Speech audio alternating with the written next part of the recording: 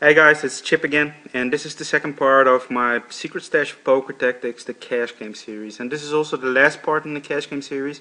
After this we're going to talk about sit and goes. So with that said, let's get started. We're going to start where we left off previously, the big question. So yeah, today we're starting where we left off in the previous video, and if you remember well, we basically raised the question, when is it okay to play trap hands? Here's my answer. Know who you're playing against. If a solid player raises from an early or even middle position, you can safely throw away all of the hands we mentioned in the previous video. The reason for this is found when you examine what hands your opponents will likely have when he raises in front of you. Let's do that right now. What could the other person have? Common raising hands would be things like pairs of 9-9 plus, ace king, ace queen, and you could include a few more hands like ace jack or king queen, and some smaller pairs as well if your opponent is a slightly looser player. But the majority of these hands have the trap hands dominated, with just a few even money type situations. This is a horrible situation. Playing these hands in this spot puts you in that dreaded spot where you are always trying to avoid. The one where we can only win a small pot but can potentially lose a big one if we make a big pair on the flop. However, there's also a good time to play these hands. Here's the right time to play these trap hands. A good time to play these hands would be when it's when it is folded to you in middle to late position.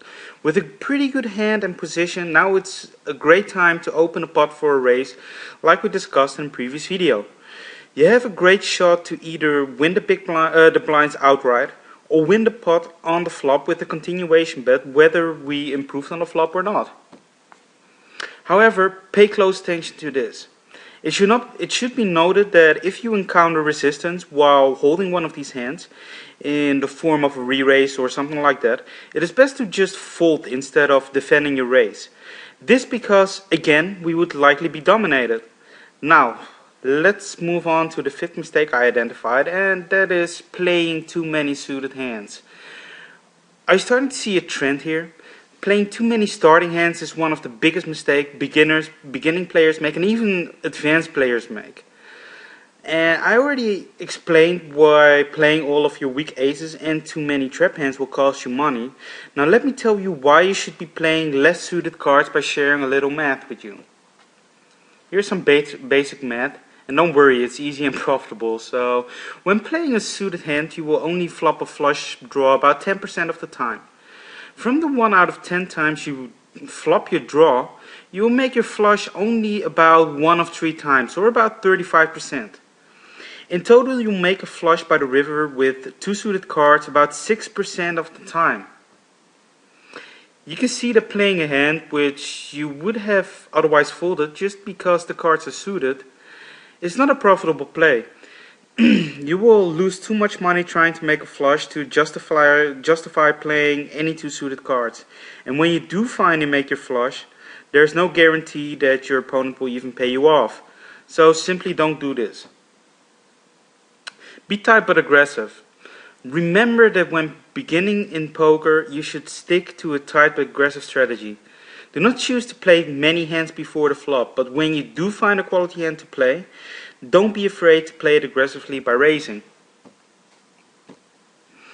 Now here's the sixth mistake that I identified, and that's poor bet sizing.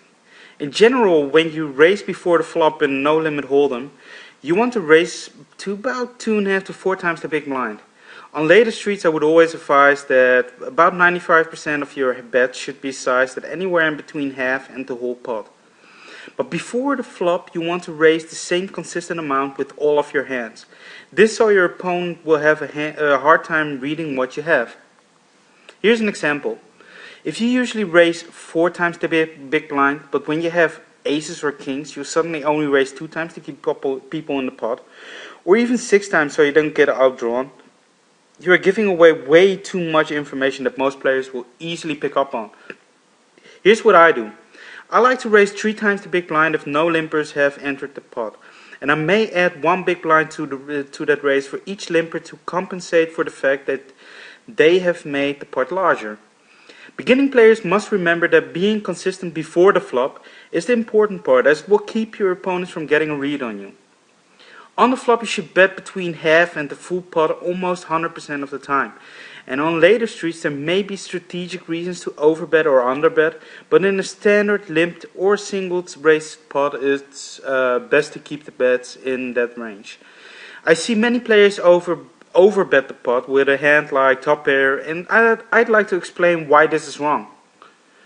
Here's why overbetting top pair is wrong. I was playing live when a player to my right bet $80 into a $20 pot on a flop of 9-5-2 with a hand 9-6, I believe. He justified it by saying that he was protecting his hand, but in actuality what he was doing was turning his top pair into a bluff. Because think about it, would any hand worse than 9-6 ever call such a big bet into such a small pot? Of course not. Only better hands will call. So if only much better hands were going to call, many better hands would fold. So there was no possibility of a worse hand calling. So this must be a bluff. The player to my right wasted a lot of money with his large bet if someone in the pot had a very strong hand like 3-3. This because he could have accomplished his same goal of protecting his hand with a $20 bet. Then you got underbetting. On the other end of the bet sizing mistake spectrum is an underbetting the pot. A beginning player holding ace-king might bet very small on a flop like king-jack-8, thinking that they are suckering their opponent into the pot, while in reality they are the sucker by allowing opponents to draw cheaply and by not getting maximum value out of their strong hands. With a hand that is likely to be the best, this player should not be afraid to put in a pot-sized bet to protect his hand from things like possible straight draws or a player with a lower pair catching up by making two pair or trips. Also, an experienced player with queen-jack or ace-queen could easily call this small bet, looking to get paid off big time if he catches up.